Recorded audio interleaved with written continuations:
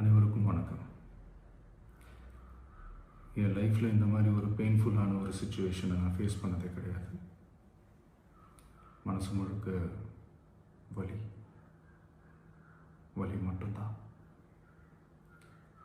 இந்த சுற்றுப்பயணத்தில் என்னென்ன மக்கள் பார்க்க வராங்க, அதுக்கு ஒரே ஒரு காரணம் தான் அவங்க என் மேலே வச்சிருக்கிற அன்பும் பாசம். அந்த அன்புக்கும் பாசத்துக்கும் நான் எப்பவும் கடமைப்பட்டிருக்கிறேன். அதனால தான் இந்த சுற்றுப்பயணத்தில் மற்ற எல்லா விஷயங்களையும் தாண்டி மக்களுடைய சேஃப்டி, அதில் எந்த காம்ப்ரமைஸும் பண்ணிடக்கூடாதுன்றதுக்காக தான் அது என் மனசில் ரொம்ப ஆழமாக இருக்கும் அந்த எண்ணம்.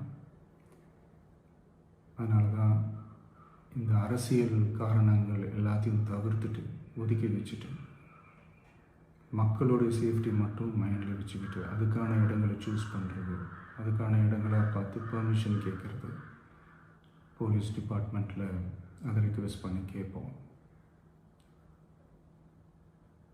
ஆனால்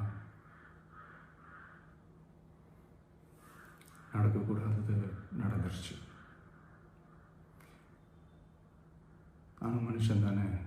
அந்த நேரத்தில் அத்தனை பேர் பாதிக்கப்பட்டு இருக்கும்போது எப்படி அந்த ஊரை விட்டுட்டு என்னால் கிளம்பி வர முடியும்? நான் திரும்ப அங்கே போகணும்னு இருந்துச்சுன்னா அதை ஒரு காரணம் காட்டி அங்கே வேறு சில பதட்டமான சுச்சுவேஷன்ஸ், வேறு சில அசம்பாவிதங்கள் அந்த மாதிரி எதுவும் நடந்துடக்கூடாதுன்றதுக்காக தான் நான் அவாய்ட் பண்ணேன். இந்த நேரத்தில் சொந்தங்களை இழந்து தவிக்கிற அத்தனை குடும்பங்களுக்கும் என்னுடைய ஆழ்ந்த இரங்கலை தெரிவிச்சுக்கிறேன். எனக்கு தெரியும், என்ன சொன்னாலும் இது ஈடேயாகாதுன்னு எனக்கு தெரியும். ஹாஸ்பிட்டலில் ட்ரீட் பண்ணிகிட்ருக்கிற எல்லாருமே சீக்கிரமாக க்யூர் ஆகி வரணுன்றதை இந்த நேரத்தில் நான் வேண்டிக்கிறேன். கூடிய சீக்கிரமே உங்கள் எல்லாரையும் நான் சந்திக்கிறேன்.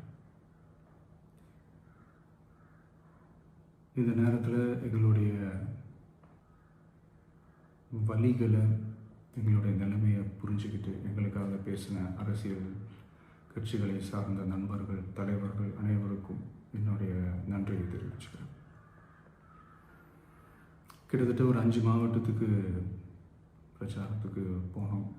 இந்த மாதிரி எதுவுமே நடக்கல. ஆனால் கரூரில் மட்டும் ஏன் எப்படி நடக்குது, எப்படி நடக்குது? மக்களுக்கு